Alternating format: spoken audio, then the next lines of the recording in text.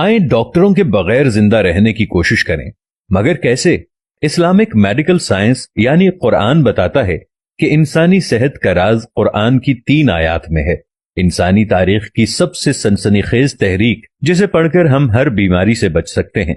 मिस्र के डॉक्टर अम्माद फहमी, जो कि एक माहिर ग़िज़ाइयत हैं और मोटापे के मुआलिज भी हैं, उन्होंने एक टीवी इंटरव्यू में यह बताया कि इंसानी सेहत का राज कुरान पाक की 3 आयात में पनाह है।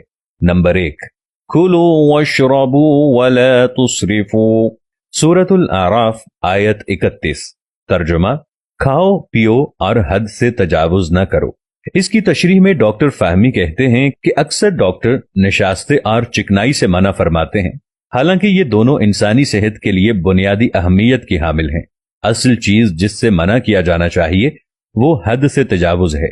नंबर 2, वजअलना मिनल माइ कुल्ल शै, सूरतुल अंबिया आयत 30। तर्जुमा, प्यास लगे या न लगे पानी जरूर पीजिए। तिब्बी मियार के मुताबिक हर शख्स अपने वजन के हर 1 किलो पर 20 मिलीग्राम पानी पिए। मसलन अगर किसी का वजन 70 किलो है तो वो 70 ज़रब 30 यानी 2100 मिलीग्राम यानी 2 लीटर और 100 ग्राम तकरीबन 8 गिलास पानी रोजाना पिए। ये जिगर, गुर्दों और दिल की अच्छी कारकर्दगी के लिए बहुत जरूरी है। नंबर 3, वजअलना लैला लिबासा वजअलना अन्नहारा मआशा, सूरतुन नबा आयत 10 और 11। तर्जुमा, और रात को पर्दापोश और दिन को माश का वक्त बनाया। डॉक्टर फहमी कहते हैं कि रात को जल्दी सोया जाए और सुबह जल्दी उठा जाए। ये सबसे बेहतरीन नुस्खा है जो आपको ना मोटा करेगा और ना ही बीमार करेगा। इस्लामी तर्ज पर जिंदगी गुजारते हुए अपने जिस्म को बीमारियों से महफूज रखिए।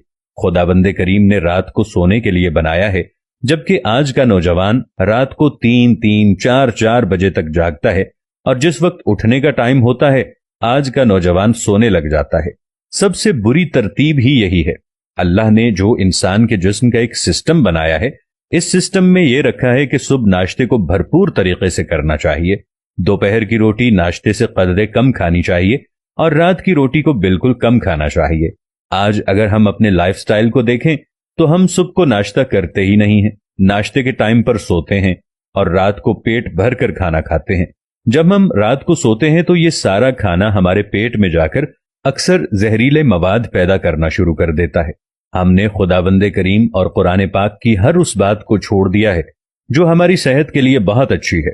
खुदाबंदे करीम से ये दुआ है कि वो हमें इन तमाम बातों पर अमल करने की तौफीक अता फरमाए।